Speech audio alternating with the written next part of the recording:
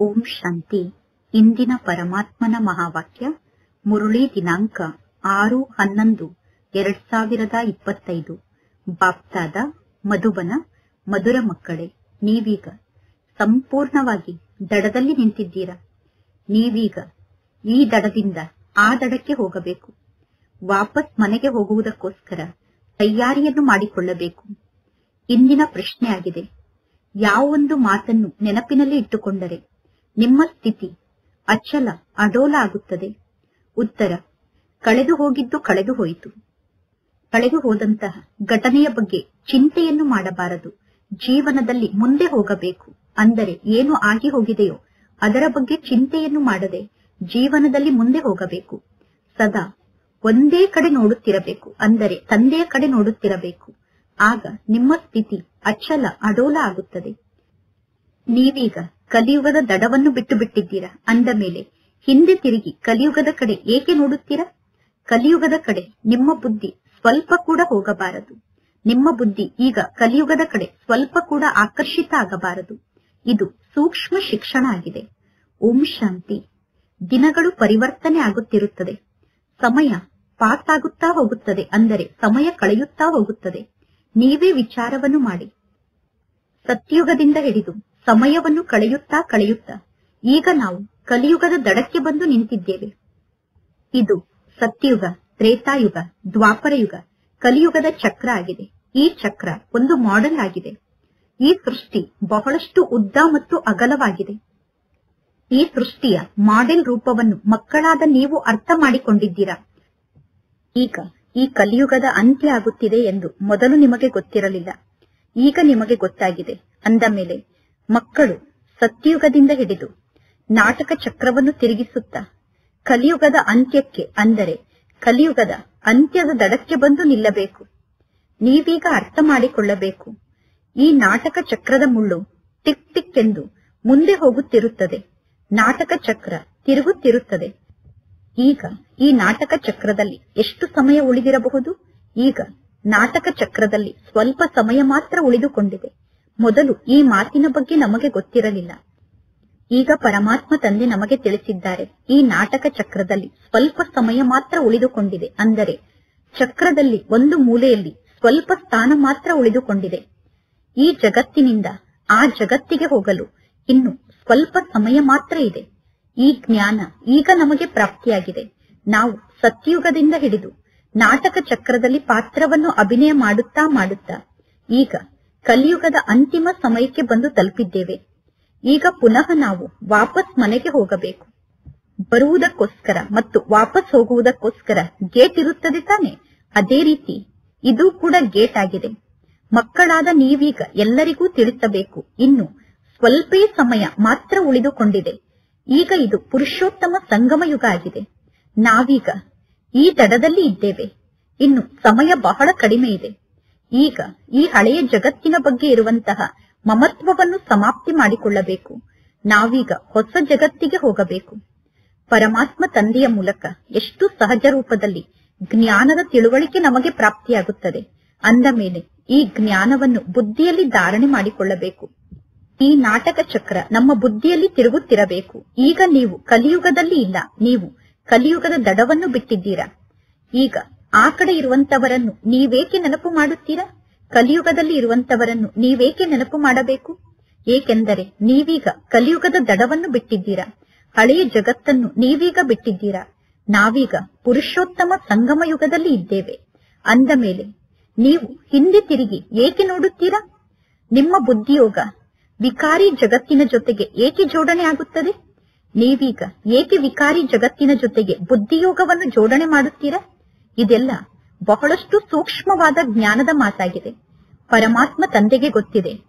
ಕೆಲವು ಮಕ್ಕಳು ರೂಪಾಯಲ್ಲಿ ಒಂದು ಆಣೆಯಷ್ಟು ಕೂಡ ಜ್ಞಾನವನ್ನು ಅರ್ಥ ಮಾಡಿಕೊಂಡಿಲ್ಲ. ಜ್ಞಾನವನ್ನು ಕೇಳುತ್ತಾರೆ, ಪುನಃ ಜ್ಞಾನವನ್ನು ಮರೆತು ಬಿಡುತ್ತಾರೆ. ನೀವೀಗ ಯಾವ ಕಾರಣಕ್ಕೂ ಹಿಂದೆ ತಿರುಗಿ ನೋಡಬಾರದು. ಬುದ್ಧಿಯ ಮೂಲಕ ನೀವು ಕಾರ್ಯವನ್ನು ಮಾಡಬೇಕು. ನಾವೀಗ ಈ ದಡದಿಂದ ಆ ದಡಕ್ಕೆ ಹೋಗಬೇಕು. ಈ ಕಲಿಯುಗದ ದಡವನ್ನು ಬಿಟ್ಟು ನಾವು ಮುಂದೆ ಬಂದಿದ್ದೇವೆ. ಅಂದ ಮೇಲೆ ನೀವು ಪುನಃ ಹಿಂತಿರುಗಿ ಏಕೆ ನೋಡುತ್ತೀರಾ? ಕಳೆದು ಹೋಗಿದ್ದು ಕಳೆದು ಹೋಯಿತು. ಪರಮಾತ್ಮ ತಂದೆ ತಿಳಿಸುತ್ತಾರೆ, ಇದೆಲ್ಲ ಬಹಳಷ್ಟು ಸೂಕ್ಷ್ಮವಾದ ಮಾತಾಗಿದೆ. ಬಹಳ ಸೂಕ್ಷ್ಮವಾದ ಮಾತನ್ನು ತಂದೆ ಮಕ್ಕಳಿಗೆ ತಿಳಿಸುತ್ತಾರೆ. ಆದರೂ ಕೂಡ ಮಕ್ಕಳು ತಮ್ಮ ಕುತ್ತಿಗೆಯನ್ನು ಹಳೆಯ ಜಗತ್ತಿನ ಕಡೆ ತಿರುಗಿಸಿ ಮುಖದ ಮೂಲಕ ಹಳೆಯ ಜಗತ್ತನ್ನು ನೋಡುತ್ತಿದ್ದಾರೆ. ಕಲಿಯುಗದಲ್ಲಿ ಮಕ್ಕಳ ಬುದ್ಧಿ ನೇತಾಡುತ್ತಿದೆ. ಪರಮಾತ್ಮ ತಂದೆ ತಿಳಿಸುತ್ತಾರೆ, ನೀವೀಗ ನಿಮ್ಮ ಮುಖವನ್ನು ಸತ್ಯಯುಗದ ಕಡೆ ತಿರುಗಿಸಿ. ಈ ಹಳೆಯ ಜಗತ್ತಿನಲ್ಲಿ ನಿಮ್ಮ ಕೆಲಸಕ್ಕೆ ಬರುವಂತಹ ಯಾವ ವಸ್ತುವೂ ಇಲ್ಲ. ಪರಮಾತ್ಮ ತಂದೆ ಹಳೆಯ ಜಗತ್ತಿನ ಬಗ್ಗೆ ವೈರಾಗ್ಯವನ್ನು ತರಿಸುತ್ತಾರೆ. ಹೊಸ ಜಗತ್ತು ಸಮ್ಮುಖದಲ್ಲಿ ನಿಂತಿದೆ. ಹಳೆಯ ಜಗತ್ತಿನ ಬಗ್ಗೆ ನಿಮಗೆ ವೈರಾಗ್ಯ ಬಂದಿದೆ. ನೀವೇ ವಿಚಾರ ಮಾಡಿ, ಈಗ ನನ್ನ ಸ್ಥಿತಿ ಈ ರೀತಿ ಇದೆ ತಾನೆ, ಅಂದರೆ ಹಳೆಯ ಜಗತ್ತಿನ ಬಗ್ಗೆ ನನಗೆ ವೈರಾಗ್ಯ ಬಂದಿದೆ ತಾನೆ. ಪರಮಾತ್ಮ ತಂದೆ ತಿಳಿಸುತ್ತಾರೆ, ಕಳೆದು ಹೋಗಿದ್ದು ಕಳೆದು ಹೋಯಿತು. Past is past. ಕಳೆದು ಹೋದ ಮಾತಿನ ಬಗ್ಗೆ ಚಿಂತೆಯನ್ನು ಮಾಡಬೇಡಿ. ಹಳೆಯ ಜಗತ್ತಿನಲ್ಲಿ ಯಾವ ಆಸೆಯನ್ನು ಇಟ್ಟುಕೊಳ್ಳಬೇಡಿ. ಈ ಹಳೆಯ ಜಗತ್ತಿನಲ್ಲಿ ಯಾವ ಆಸೆಯನ್ನು ಇಟ್ಟುಕೊಳ್ಳಬೇಡಿ. ಈಗ ನೀವು ಕೇವಲ ಒಂದೇ ಒಂದು ಶ್ರೇಷ್ಠವಾದ ಆಸೆಯನ್ನು ಇಟ್ಟುಕೊಳ್ಳಬೇಕು. ನಾನೀಗ ಸುಖಧಾಮಕ್ಕೆ ಹೋಗಬೇಕು ಅನ್ನುವ ಒಂದೇ ಒಂದು ಶ್ರೇಷ್ಠ ಆಸೆ ನಿಮ್ಮ ಮನಸ್ಸಿನಲ್ಲಿ ಇರಬೇಕು.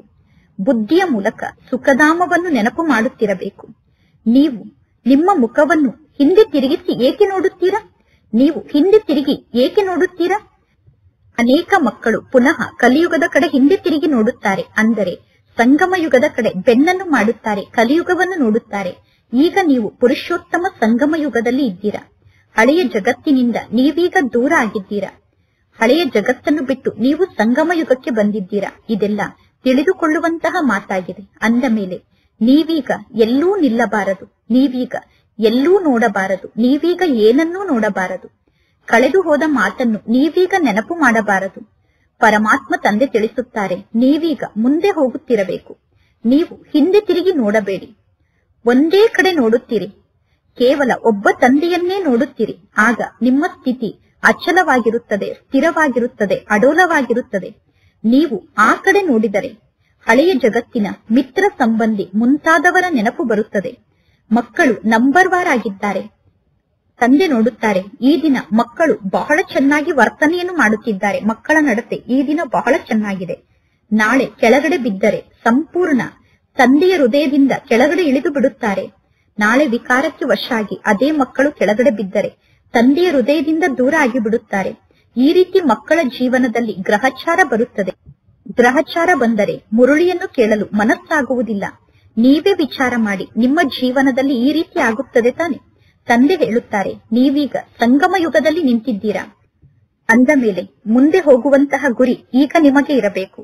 ಮುಂದೆ ಹೊಸ ಜಗತ್ತಿದೆ. ಹೊಸ ಜಗತ್ತನ್ನು ನೋಡಿದಾಗ ನಿಮಗೆ ಖುಷಿಯಾಗುತ್ತದೆ. ಈಗ ನೀವು ಸತ್ಯುಗದ ಬಹಳ ಸಮೀಪಕ್ಕೆ ಬಂದು ತಲುಪಿದ್ದೀರಾ. ನೀವೀಗ ಸಮೀಪದ ದಡದಲ್ಲಿ ಇದ್ದೀರಾ. ವಿದೇಶದಿಂದ ವಾಪಸ್ ತಮ್ಮ ದೇಶಕ್ಕೆ ಬಂದಾಗ ಹೇಳುತ್ತಾರೆ ತಾನೆ, ಈಗ ನನಗೆ ನನ್ನ ದೇಶದ ವೃಕ್ಷ ಕಾಣಿಸುತ್ತಿದೆ ಎಂದು. ಈಗ ನಾನು ನನ್ನ ದೇಶದವರನ್ನು ಕೂಗಿ ಕರೆದರೆ ಅವರು ತಕ್ಷಣ ನನ್ನ ಮಾತನ್ನು ಕೇಳಿಸಿಕೊಳ್ಳುತ್ತಾರೆ ಎಂದು ಹೇಳುತ್ತಾರೆ. ಅಂದರೆ ನೀವೀಗ ಸಂಪೂರ್ಣ ಹೊಸ ಜಗತ್ತಿನ ಸಮ್ಮುಖದಲ್ಲಿ ಇದ್ದೀರಾ. ನೀವೀಗ ನೆನಪು ಮಾಡಿದ ತಕ್ಷಣ ದೇವತೆಗಳು ನಿಮ್ಮ ಸಮ್ಮುಖಕ್ಕೆ ಬಂದು ಬಿಡುತ್ತಾರೆ.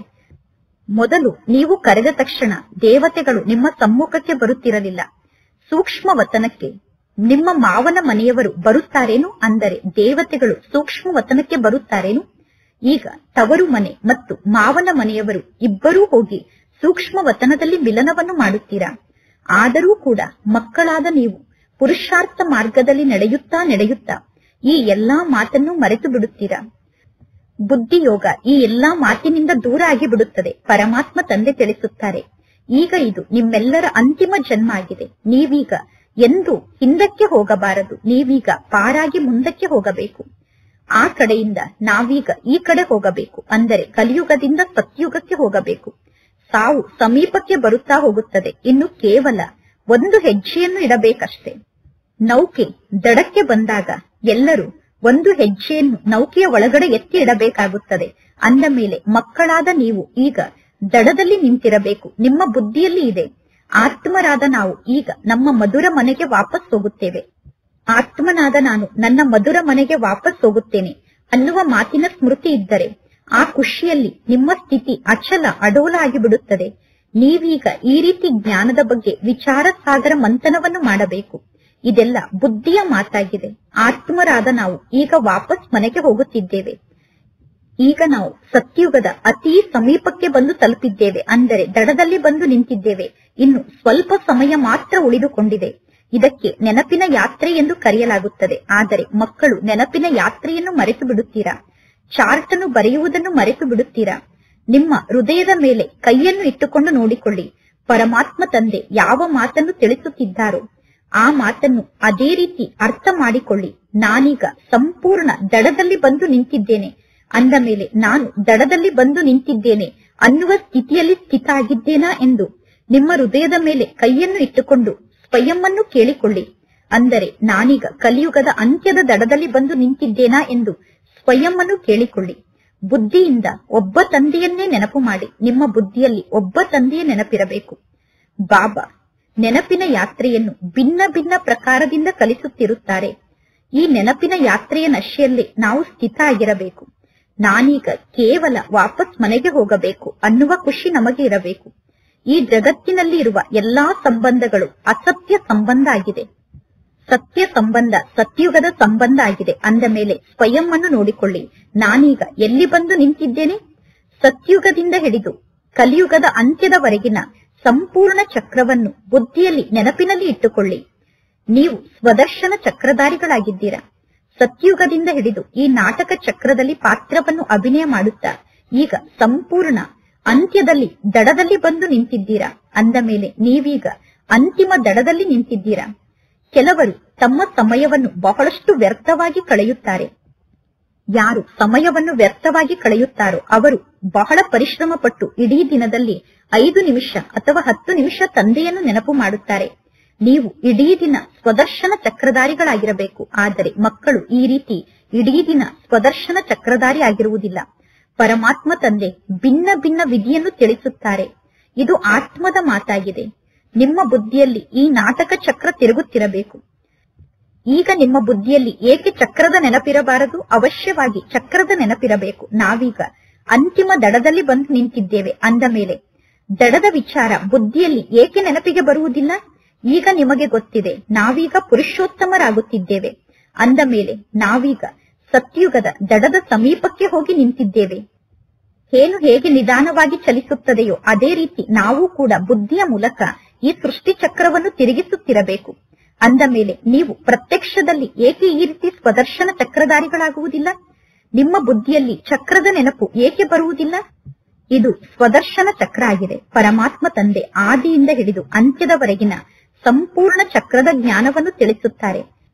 ನೀವೀಗ ಬುದ್ಧಿಯ ಮೂಲಕ ಸಂಪೂರ್ಣ ಚಕ್ರವನ್ನು ತಿರುಗಿಸಿ ನಂತರ ಕಲಿಯುಗದ ಅಂತ್ಯದ ದಡದಲ್ಲಿ ಬಂದು ನಿಲ್ಲಬೇಕು. ಹೊರಗಡೆ ಜಗತ್ತಿನ ವಾತಾವರಣದ ಜಂಜಾಟ ನಿಮ್ಮ ಜೀವನದಲ್ಲಿ ಇರಬಾರದು. ದಿನ ಪ್ರತಿದಿನ ಕಳೆದಂತೆ ಮಕ್ಕಳಾದ ನೀವು ಹೆಚ್ಚು ಶಾಂತಿಯಲ್ಲಿ ಸ್ಥಿತ ಆಗಬೇಕು. ಸಮಯವನ್ನು ವ್ಯರ್ಥವಾಗಿ ಕಳೆಯಬಾರದು. ಹಳೆಯ ಜಗತ್ತನ್ನು ಬಿಟ್ಟು ಹೊಸ ಸಂಬಂಧದ ಜೊತೆಗೆ ನೀವು ಬುದ್ಧಿಯೋಗವನ್ನು ಜೋಡಣೆ ಮಾಡಬೇಕು. ಮಕ್ಕಳು ಯೋಗವನ್ನು ಜೋಡಣೆ ಮಾಡದೇ ಇದ್ದರೆ ನಿಮ್ಮ ಪಾಪ ಹೇಗೆ ನಾಶ ಆಗಲು ಸಾಧ್ಯ? ನಿಮಗೆ ಗೊತ್ತಿದೆ, ಈಗ ಈ ಜಗತ್ತು ಸಮಾಪ್ತಿಯಾಗಲೇಬೇಕು. ಈ ನಾಟಕ ಚಕ್ರದ ಮಾಡೆಲ್ ಎಷ್ಟು ಸಣ್ಣದಾಗಿದೆ. 5000 ವರ್ಷದ ಜಗತ್ತು ಈ ಜಗತ್ತಾಗಿದೆ. 5000 ವರ್ಷದ ನಾಟಕ ಚಕ್ರ ಈ ಚಕ್ರ ಆಗಿದೆ. ಅಜ್ಮೀರ್ನಲ್ಲಿ ಸ್ವರ್ಗದ ಮಾಡೆಲ್ ಇದೆ. ಆದರೆ ಸ್ವರ್ಗದ ಮಾಡೆಲ್ ಅನ್ನು ನೋಡಿದರೂ ಕೂಡ ಯಾರಿಗೂ ಸ್ವರ್ಗದ ನೆನಪು ಬರುವುದಿಲ್ಲ. ಅವರಿಗೆ ಸ್ವರ್ಗದ ಬಗ್ಗೆ ಗೊತ್ತೇ ಇಲ್ಲ. ಜಗತ್ತಿನ ಜನ ತಿಳಿದುಕೊಂಡಿದ್ದಾರೆ ಇನ್ನೂ 40,000 ವರ್ಷದ ನಂತರ ಸ್ವರ್ಗ ಬರುತ್ತದೆ ಎಂದು. ತಂದೆ ಮಕ್ಕಳಿಗೆ ಕುಳಿತು ತಿಳಿಸುತ್ತಾರೆ, ಈ ಜಗತ್ತಿನಲ್ಲಿ ಕೆಲಸ ಕಾರ್ಯವನ್ನು ಮಾಡುತ್ತಿದ್ದರೂ ಕೂಡ ಈ ಜಗತ್ತು ಈಗ ಸಮಾಪ್ತಿಯಾಗುತ್ತದೆ ಅನ್ನುವ ವಿಚಾರವನ್ನು ಬುದ್ಧಿಯಲ್ಲಿ ಧಾರಣೆ ಮಾಡಿಕೊಳ್ಳಿ. ಈಗ ನಾವು ವಾಪಸ್ ಮನೆಗೆ ಹೋಗಬೇಕು. ನಾವೀಗ ಅಂತ್ಯದಲ್ಲಿ ಬಂದು ನಿಂತಿದ್ದೇವೆ. ಹೆಜ್ಜೆ ಹೆಜ್ಜೆಗೂ ಈ ನಾಟಕ ಚಕ್ರ ಹೇನಿನಂತೆ ಚಲಿಸುತ್ತಿರುತ್ತದೆ. ಗುರಿ ಬಹಳ ದೊಡ್ಡದಾಗಿದೆ. ತಂದೆಗೆ ಗುರಿಯ ಬಗ್ಗೆ ಗೊತ್ತಿದೆ. ತಂದೆಯ ಜೊತೆಗೆ ಬ್ರಹ್ಮ ತಂದೆ ಕೂಡ ಇದ್ದಾರೆ. ಶಿವ ತಂದೆ ನಮಗೆ ಜ್ಞಾನವನ್ನು ತಿಳಿಸುತ್ತಾರೆ ಅಂದ ಮೇಲೆ ಬ್ರಹ್ಮ ತಂದೆ ಜ್ಞಾನವನ್ನು ತಿಳಿಸಲು ಸಾಧ್ಯ ಆಗುವುದಿಲ್ಲ ಏನು? ಬ್ರಹ್ಮ ತಂದೆ ಕೂಡ ಜ್ಞಾನವನ್ನು ತಿಳಿಸುತ್ತಾರೆ. ಶಿವ ತಂದೆ ಜ್ಞಾನವನ್ನು ಹೇಳುವಾಗ ಈ ಬ್ರಹ್ಮ ತಂದೆ ಕೂಡ ಜ್ಞಾನವನ್ನು ಕೇಳುತ್ತಾರೆ. ಆದರೆ ಈ ರೀತಿ ಮಕ್ಕಳು ವಿಚಾರ ಸಾಗರ ಮಂಥನವನ್ನು ಮಾಡುವುದೇ ಇಲ್ಲ. ಬ್ರಹ್ಮ ತಂದೆ ಜ್ಞಾನದ ಬಗ್ಗೆ ವಿಚಾರ ಸಾಗರ ಮಂಥನವನ್ನು ಮಾಡಿ ಮಕ್ಕಳಿಗೆ ಜ್ಞಾನದ ಪಾಯಿಂಟ್ ಅನ್ನು ತಿಳಿಸುತ್ತಿರುತ್ತಾರೆ. ಈ ಬ್ರಹ್ಮ ತಂದೆ ಬಹಳಷ್ಟು ಹಿಂದೆ ಇದ್ದಾರೆ ಎಂದು ತಿಳಿದುಕೊಳ್ಳಬೇಡಿ. ಬ್ರಹ್ಮ ತಂದೆ ಬಹಳಷ್ಟು ಮುಂದೆ ಹೋಗಿದ್ದಾರೆ. ಎಷ್ಟು ಮುಂದೆ ಹೋಗಿದ್ದಾರೆ ಅಂದರೆ ಕೇವಲ ಬ್ರಹ್ಮ ತಂದೆಯ ಬಾಲ ಮಾತ್ರ ಇಲ್ಲಿ ಉಳಿದುಕೊಂಡಿದೆ. ಬ್ರಹ್ಮ ತಂದೆ ಹಿಂದೆ ಇರಲು ಹೇಗೆ ಸಾಧ್ಯ? ಇಂತಿಂತಹ ಬಹಳಷ್ಟು ಆಳವಾದ ಜ್ಞಾನದ ಮಾತನ್ನು ಧಾರಣೆ ಮಾಡಿಕೊಳ್ಳಬೇಕು. ತಪ್ಪನ್ನು ಮಾಡುವುದನ್ನು ಬಿಟ್ಟು ಬಿಡಬೇಕು. ಮಕ್ಕಳು 2 ವರ್ಷದ ನಂತರ ಬಾಬಾರವರ ಜೊತೆಗೆ ಮಿಲನವನ್ನು ಮಾಡಲು ಮಧುಬನಕ್ಕೆ ಬರುತ್ತಾರೆ. ಅಂತಹ ಮಕ್ಕಳಿಗೆ ನಾನೀಗ ಅಂತ್ಯದಲ್ಲಿ ದಡದಲ್ಲಿ ಬಂದು ನಿಂತಿದ್ದೇನೆ, ನಾನು ಸತ್ಯುಗದ ಸಮೀಪದ ದಡದಲ್ಲಿ ಬಂದು ನಿಂತಿದ್ದೇನೆ ಅನ್ನುವ ಮಾತು ನೆನಪಿನಲ್ಲಿ ಇರುತ್ತದೇನು? ನಾನೀಗ ವಾಪಸ್ ಮನೆಗೆ ಹೋಗಬೇಕು. ಯಾವಾಗ ಇಂತಹ ಸ್ಥಿತಿಯಲ್ಲಿ ಸ್ಥಿತ ಆಗುತ್ತೀರೋ ಆಗ ಇನ್ನೇನು ಉಳಿಯುತ್ತದೆ? ಪರಮಾತ್ಮ ತಂದೆ ತಿಳಿಸಿದ್ದಾರೆ, ಡಬ್ಬಲ್ ಕಿರೀಟಧಾರಿಗಳು ಎಂದು. ಡಬ್ಬಲ್ ಕಿರೀಟಧಾರಿ ಅನ್ನುವುದು ಕೇವಲ ಹೆಸರಾಗಿದೆ. ಇನ್ನು ಬೆಳಕಿನ ಕಿರೀಟ ಸತ್ಯುಗದಲ್ಲಿ ಇರುವುದಿಲ್ಲ. ಈ ಬೆಳಕಿನ ಕಿರೀಟ ಪವಿತ್ರತೆಯ ಸಂಕೇತ ಆಗಿದೆ. ಎಷ್ಟೆಲ್ಲಾ ಜನ ಧರ್ಮಸ್ಥಾಪಕರಿದ್ದಾರೋ ಆ ಧರ್ಮಸ್ಥಾಪಕರ ಚಿತ್ರದ ಹಿಂದೆ ಅವಶ್ಯವಾಗಿ ಬೆಳಕಿನ ಕಿರೀಟವನ್ನು ತೋರಿಸುತ್ತಾರೆ. ಏಕೆಂದರೆ ಆ ಧರ್ಮಸ್ಥಾಪಕರು ನಿರ್ವಿಕಾರಿಗಳು ಮತ್ತು ಸತೋ ಪ್ರಧಾನರು ಆಗಿದ್ದಾರೆ. ನಂತರ ಅವರೇ ರಜೋ ಮತ್ತು ತಮೋ ಸ್ಥಿತಿಯಲ್ಲಿ ಬರುತ್ತಾರೆ. ಈಗ ಮಕ್ಕಳಿಗೆ ಜ್ಞಾನ ಪ್ರಾಪ್ತಿಯಾಗುತ್ತಿದೆ ಅಂದ ಮೇಲೆ ಜ್ಞಾನದ ನಶೆಯಲ್ಲೇ ಮಕ್ಕಳು ಸ್ಥಿತ ಆಗಿರಬೇಕು. ಬಲೆ ನೀವು ಈ ಜಗತ್ತಿನಲ್ಲಿ ಇದ್ದೀರಾ. ಈ ಜಗತ್ತಿನಲ್ಲಿ ಇದ್ದರೂ ಕೂಡ ನಿಮ್ಮ ಬುದ್ಧಿಯೋಗ ಹೊಸ ಜಗತ್ತಿನ ಜೊತೆಗೆ ಜೋಡಣೆ ಆಗಿರಬೇಕು. ಈ ಜಗತ್ತಿನಲ್ಲಿರುವ ಸಂಬಂಧಿಗಳ ಜೊತೆಗೆ ಸಂಬಂಧವನ್ನು ಕೂಡ ನಿಭಾಯಿಸಬೇಕು. ಯಾರು ಈಶ್ವರನ ಕುಲದ ಆತ್ಮರಾಗಿದ್ದಾರೋ ಅವರು ಈ ಜ್ಞಾನ ಮಾರ್ಗಕ್ಕೆ ಬರುತ್ತಾರೆ. ಈಗ ದೈವಿ ವೃಕ್ಷವನ್ನು ನಿರ್ಮಾಣ ಮಾಡಲಾಗುತ್ತಿದೆ. ಇನ್ನು ಆದಿ ಸನಾತನ ದೇವಿ ದೇವತಾ ಧರ್ಮದ ಆತ್ಮರು ಯಾರಾಗಿದ್ದಾರೋ ಅವರು ಅವಶ್ಯವಾಗಿ ಮೊದಲು ಅಥವಾ ಲೇಟ್ ಆಗಿ ಈ ಜ್ಞಾನ ಮಾರ್ಗಕ್ಕೆ ಬರುತ್ತಾರೆ. ಅಂತ್ಯದಲ್ಲಿ ಬರುವಂತವರು ಆದಿಯಲ್ಲಿ ಬಂದಂತಹ ಮಕ್ಕಳಿಗಿಂತ ಪುರುಷಾರ್ಥದಲ್ಲಿ ಬಹಳ ತೀಕ್ಷ್ಣವಾಗಿ ಮುಂದೆ ಹೋಗುತ್ತಾರೆ. ಈ ರೀತಿ ಅಂತಿಮ ಸಮಯದವರೆಗೂ ಕೂಡ ನಡೆಯುತ್ತದೆ. ಹಳಬರಿಗಿಂತ ಪುರುಷಾರ್ಥದಲ್ಲಿ ಅವರು ಮುಂದೆ ಹೆಜ್ಜೆಯನ್ನು ತೀಕ್ಷ್ಣವಾಗಿ ಇಡುತ್ತಾರೆ. ನೆನಪಿನ ಯಾತ್ರೆಯ ಬಗ್ಗೆ ಇಲ್ಲಿ ಸಂಪೂರ್ಣ ಪರೀಕ್ಷೆ ನಡೆಯುತ್ತದೆ. ಬಲೆ ಮಕ್ಕಳು ಲೇಟ್ ಆಗಿ ಜ್ಞಾನ ಮಾರ್ಗಕ್ಕೆ ಬಂದಿರಬಹುದು, ಆದರೆ ನೀವು ನೆನಪಿನ ಯಾತ್ರೆಯಲ್ಲಿ ಸ್ಥಿತ ಆದರೆ ಮತ್ತು ಎಲ್ಲಾ ಉದ್ಯೋಗ ವ್ಯವಹಾರವನ್ನು ತ್ಯಾಗ ಮಾಡಿ ನೆನಪಿನ ಯಾತ್ರೆಯಲ್ಲಿ ಕುಳಿತುಕೊಂಡರೆ, ನೀವು ಚೆನ್ನಾಗಿ ತಂದೆಯನ್ನು ನೆನಪು ಮಾಡಿದರೆ ತೀಕ್ಷ್ಣವಾಗಿ ಎಲ್ಲರಿಗಿಂತ ಪುರುಷಾರ್ಥದಲ್ಲಿ ಮುಂದೆ ಹೋಗಬಹುದು. ಆದರೆ ಭೋಜನವನ್ನಂತೂ ಸ್ವೀಕಾರ ಮಾಡಲೇಬೇಕು, ಊಟವನ್ನು ಮಾಡಲೇಬೇಕು. ನೀವು ಚೆನ್ನಾಗಿ ತಂದೆಯ ನೆನಪಿನಲ್ಲಿ ಸ್ಥಿತ ಆದರೆ ಖುಷಿಯಂತಹ ಪೌಷ್ಟಿಕ ಆಹಾರ ಬೇರೆ ಯಾವುದೂ ಇಲ್ಲ. ನಾನೀಗ ವಾಪಸ್ ಮನೆಗೆ ಹೋಗುತ್ತಿದ್ದೇನೆ ಅನ್ನುವ ಒಂದೇ ಮಾತಿನ ಚಿಂತೆ ಮಕ್ಕಳ ಬುದ್ಧಿಯಲ್ಲಿ ಆಗ ಇರುತ್ತದೆ. 21 ಜನ್ಮದ ರಾಜ್ಯಭಾಗ್ಯ ನನಗೆ ಸಿಗುತ್ತಿದೆ. ಲಾಟ್ರಿ ಸಿಕ್ಕಾಗ ಖುಷಿಯ ನಶೆ ಇರುತ್ತದೆ, ಲಾಟ್ರಿ ಹೊಡೆದಾಗ ಖುಷಿಯ ನಶೆ ಇರುತ್ತದೆ. ಅಂದ ಮೇಲೆ ನೀವು ತಂದೆಯನ್ನು ನೆನಪು ಮಾಡಲು ಬಹಳಷ್ಟು ಪರಿಶ್ರಮವನ್ನು ಪಡಬೇಕು. ನಿಮ್ಮ ಈ ಜೀವನಕ್ಕೆ ಅಂತಿಮ ಅಮೂಲ್ಯ ಜೀವನ ಎಂದು ಕರೆಯಲಾಗುತ್ತದೆ. ನೆನಪಿನ ಯಾತ್ರೆಯಲ್ಲಿ ಬಹಳಷ್ಟು ಖುಷಿ ಇದೆ. ಹನುಮಂತ ಕೂಡ ಪುರುಷಾರ್ಥವನ್ನು ಮಾಡುತ್ತಾ ಮಾಡುತ್ತಾ ಸ್ಥಿರ ಆದರು. ಅಂದರೆ ಹನುಮಂತ ಪುರುಷಾರ್ಥವನ್ನು ಮಾಡುತ್ತಾ ಮಾಡುತ್ತಾ ಅಚಲ ಆದರು ಎಂದು ಹೇಳುತ್ತಾರೆ. ಬಿದುರಿನ ಕಾಡಿಗೆ ಬೆಂಕಿ ಹತ್ತಿತು, ಸಂಪೂರ್ಣ ರಾವಣ ರಾಜ್ಯವೇ ಸುಟ್ಟು ಹೋಯಿತು. ಆದರೆ ಹನುಮಂತ ಮಾತ್ರ ಅಚಲವಾಗಿ ಇದ್ದರು ಎಂದು ಒಂದು ಕಥೆಯನ್ನು ನಿರ್ಮಾಣ ಮಾಡಿದ್ದಾರೆ. ಈ ಕಥೆಯ ಯಥಾರ್ಥವಾದ ಮಾತನ್ನು ತಂದೆ ಕುಳಿತು ತಿಳಿಸುತ್ತಾರೆ. ಈಗ ಈ ರಾವಣ ರಾಜ್ಯ ಸಮಾಪ್ತಿಯಾಗಲೇಬೇಕು. ನೀವೀಗ ಸ್ಥಿರ ಬುದ್ಧಿ ಉಳ್ಳವರಾಗಬೇಕು. ರಾವಣ ರಾಜ್ಯ ಸಮಾಪ್ತಿಯಾಗುತ್ತಿದ್ದರೂ ಕೂಡ ನೀವು ಚಂಚಲರಾಗದೆ ಸ್ಥಿರತೆಯಿಂದ ಇದ್ದರೆ ನಿಮ್ಮ ಬುದ್ಧಿಗೆ ಸ್ಥಿರ ಬುದ್ಧಿ ಅಥವಾ ಅಚಲ ಬುದ್ಧಿ ಎಂದು ಕರೆಯಲಾಗುತ್ತದೆ. ಈಗ ನಾವು ಅಂತಿಮ ದಡದಲ್ಲಿ ಬಂದು ನಿಂತಿದ್ದೇವೆ. ನಾವೀಗ ವಾಪಸ್ ಮನೆಗೆ ಹೋಗುತ್ತಿದ್ದೇವೆ. ಈ ರೀತಿ ತಂದೆಯ ನೆನಪಿನಲ್ಲಿ ಸ್ಥಿತ ಆಗುವಂತಹ ಪುರುಷಾರ್ಥವನ್ನು ಮಾಡಿ. ಆಗ ಖುಷಿಯ ನಶೆ ಏರುತ್ತದೆ. ನಿಮ್ಮ ಆಯಸ್ಸು ಕೂಡ ಯೋಗದ ಶಕ್ತಿಯಿಂದ ವೃದ್ಧಿಯಾಗುತ್ತದೆ. ಈಗ ನೀವು ದೈವಿ ಗುಣವನ್ನು ಧಾರಣೆ ಮಾಡಿಕೊಳ್ಳುತ್ತೀರಾ. ಆ ದೈವಿ ಗುಣ ಅರ್ಧ ಕಲ್ಪದವರೆಗೂ ನಿಮ್ಮ ಜೀವನದಲ್ಲಿ ಇರುತ್ತದೆ. ಈ ಒಂದು ಜನ್ಮದಲ್ಲಿ ನೀವು ಬಹಳಷ್ಟು ಪುರುಷಾರ್ಥವನ್ನು ಮಾಡುತ್ತೀರಾ. ಈ ಪುರುಷಾರ್ಥದ ಆಧಾರದಿಂದ ಸತ್ಯುಗಕ್ಕೆ ಹೋಗಿ ನೀವು ಲಕ್ಷ್ಮಿ ಅಥವಾ ನಾರಾಯಣ ಆಗುತ್ತೀರಾ. ಅಂದ ಮೇಲೆ ಬಹಳಷ್ಟು ಪುರುಷಾರ್ಥವನ್ನು ಮಾಡಬೇಕು. ಈ ಜ್ಞಾನ ಮಾರ್ಗದಲ್ಲಿ ತಪ್ಪನ್ನು ಮಾಡಬಾರದು, ಸಮಯವನ್ನು ವ್ಯರ್ಥವಾಗಿ ಕಳೆಯಬಾರದು. ಯಾರು ಮಾಡುತ್ತಾರೋ ಅವರೇ ಪಡೆದುಕೊಳ್ಳುತ್ತಾರೆ. ಪರಮಾತ್ಮ ತಂದೆ ಮಕ್ಕಳಿಗೆ ಶಿಕ್ಷಣವನ್ನು ನೀಡುತ್ತಿರುತ್ತಾರೆ. ಈಗ ನಿಮಗೆ ಗೊತ್ತಿದೆ, ಪ್ರತಿ ಕಲ್ಪದಲ್ಲೂ ನಾವು ವಿಶ್ವಕ್ಕೆ ಮಾಲೀಕರಾಗುತ್ತೇವೆ. ಅಂದ ಮೇಲೆ ಸ್ವಲ್ಪೇ ಸಮಯದಲ್ಲಿ ಮಕ್ಕಳಾದ ನೀವು ಚಮತ್ಕಾರವನ್ನು ಮಾಡಿ ತೋರಿಸುತ್ತೀರಾ. ಇಡೀ ಜಗತ್ತನ್ನೇ ನೀವು ಪರಿವರ್ತನೆ ಮಾಡುತ್ತೀರಾ. ಜಗತ್ತನ್ನು ಪರಿವರ್ತನೆ ಮಾಡುವುದು ಪರಮಾತ್ಮ ತಂದೆಗೇನು ದೊಡ್ಡ ಮಾತಲ್ಲ. ಪರಮಾತ್ಮ ತಂದೆ ಪ್ರತಿ ಕಲ್ಪದಲ್ಲೂ ಜಗತ್ತನ್ನು ಪರಿವರ್ತನೆ ಮಾಡುತ್ತಾರೆ. ತಂದೆ ತಿಳಿಸುತ್ತಾರೆ, ನಡೆದಾಡುತ್ತಾ, ತಿರುಗಾಡುತ್ತಾ, ಊಟವನ್ನು ಮಾಡುತ್ತಾ, ನೀರನ್ನು ಕುಡಿಯುತ್ತಾ ತಂದೆಯ ಜೊತೆಗೆ ಬುದ್ಧಿಯೋಗವನ್ನು ಜೋಡಣೆ ಮಾಡಿ. ಈ ಗುಪ್ತ ಮಾತನ್ನು ತಂದೆ ಮಕ್ಕಳಿಗೆ ಕುಳಿತು ತಿಳಿಸುತ್ತಾರೆ. ನಿಮ್ಮ ಸ್ಥಿತಿಯನ್ನು ಚೆನ್ನಾಗಿ ರೂಪಿಸಿಕೊಳ್ಳಿ. ಸ್ಥಿತಿಯನ್ನು ಚೆನ್ನಾಗಿ ರೂಪಿಸಿಕೊಳ್ಳದೇ ಇದ್ದರೆ ನೀವು ಶ್ರೇಷ್ಠ ಪದವಿಯನ್ನು ಪಡೆದುಕೊಳ್ಳಲು ಸಾಧ್ಯ ಇಲ್ಲ. ಮಕ್ಕಳಾದ ನೀವು ನಂಬರ್ ವಾರ್ ಪುರುಷಾರ್ಥದ ಅನುಸಾರವಾಗಿ ಪರಿಶ್ರಮವನ್ನು ಪಡುತ್ತೀರಾ. ನಿಮಗೆ ಗೊತ್ತಿದೆ, ನಾವೀಗ ಅಂತಿಮ ದಡದಲ್ಲಿ ಬಂದು ನಿಂತಿದ್ದೇವೆ ಅಂದ ಮೇಲೆ ಪುನಃ ನಾವೇಕೆ ಹಿಂದೆ ತಿರುಗಿ ನೋಡಬೇಕು? ನಾವೀಗ ಮುಂದೆ ಹೆಜ್ಜೆಯನ್ನು ಇಡಬೇಕು. ಈ ಜ್ಞಾನ ಮಾರ್ಗದಲ್ಲಿ ಬಹಳಷ್ಟು ಅಂತರ್ಮುಖಿಗಳಾಗಬೇಕು. ಅದಕ್ಕೋಸ್ಕರ ಆಮೆಯ ಉದಾಹರಣೆ ಕೂಡ ನಿಮ್ಮ ಉದಾಹರಣೆ ಆಗಿದೆ. ಬಲೆ ಈ ಎಲ್ಲಾ ಉದಾಹರಣೆಗಳು ನಿಮ್ಮ ಉದಾಹರಣೆ ಆಗಿದೆ. ಸನ್ಯಾಸಿಗಳು ಹಠಯೋಗಿಗಳಾಗಿದ್ದಾರೆ. ಹಠಯೋಗಿ ಸನ್ಯಾಸಿಗಳು ರಾಜಯೋಗವನ್ನು ಕಲಿಸಲು ಸಾಧ್ಯ ಇಲ್ಲ. ಸನ್ಯಾಸಿಗಳು ಈ ಮಾತನ್ನು ಕೇಳಿಸಿಕೊಂಡರೆ ಅವರು ತಿಳಿದುಕೊಳ್ಳುತ್ತಾರೆ, ಇವರು ನಮಗೆ ನಿಂದನೆಯನ್ನು ಮಾಡುತ್ತಿದ್ದಾರೆ ಎಂದು. ಆದ್ದರಿಂದ ಯುಕ್ತಿಯಿಂದ ನೀವು ಪಾಯಿಂಟ್ ಅನ್ನು ಬರೆಯಬೇಕು. ಪರಮಾತ್ಮ ತಂದೆಯನ್ನು ಬಿಟ್ಟು ಬೇರೆ ಯಾರೂ ರಾಜಯೋಗವನ್ನು ಕಲಿಸಲು ಸಾಧ್ಯ ಇಲ್ಲ. ಪರಮಾತ್ಮ ತಂದೆಯನ್ನು ಬಿಟ್ಟು ಬೇರೆ ಯಾರೂ ರಾಜಯೋಗವನ್ನು ಕಲಿಸಲು ಸಾಧ್ಯ ಇಲ್ಲ ಎಂದು ಇಂಡೈರೆಕ್ಟ್ ಆಗಿ ಹೇಳಿದಾಗ ಯಾರಿಗೂ ವ್ಯರ್ಥ ವಿಚಾರ ನಡೆಯುವುದಿಲ್ಲ. ಯುಕ್ತಿಯಿಂದ ನಡೆದುಕೊಳ್ಳಬೇಕಾಗುತ್ತದೆ. ಹಾವು ಸಾಯಬೇಕು, ಕೋಲು ಕೂಡ ಮುರಿಯಬಾರದು. ನಿಮ್ಮ ಕುಟುಂಬದವರ ಜೊತೆಗೆ, ಪರಿವಾರದವರ ಜೊತೆಗೆ ಪ್ರೀತಿಯನ್ನು ಇಟ್ಟುಕೊಳ್ಳಬೇಕು. ಎಲ್ಲರ ಜೊತೆಗೂ ಪ್ರೀತಿಯಿಂದ ವ್ಯವಹಾರವನ್ನು ಮಾಡುತ್ತಿದ್ದರೂ ಕೂಡ ಬುದ್ಧಿಯೋಗವನ್ನು ತಂದೆಯ ಜೊತೆಗೆ ಜೋಡಣೆ ಮಾಡಬೇಕು. ನಿಮಗೆ ಗೊತ್ತಿದೆ, ಈಗ ನಾವು ಒಬ್ಬ ತಂದೆಯ ಮತದಂತೆ ನಡೆಯುತ್ತಿದ್ದೇವೆ. ಇದು ದೇವತೆಯಾಗುವಂತಹ ಮತ ಆಗಿದೆ. ಇದಕ್ಕೆ ಅದ್ವೈತ್ಯ ಮತ ಎಂದು ಕರೆಯಲಾಗುತ್ತದೆ. ಮಕ್ಕಳಾದ ನೀವು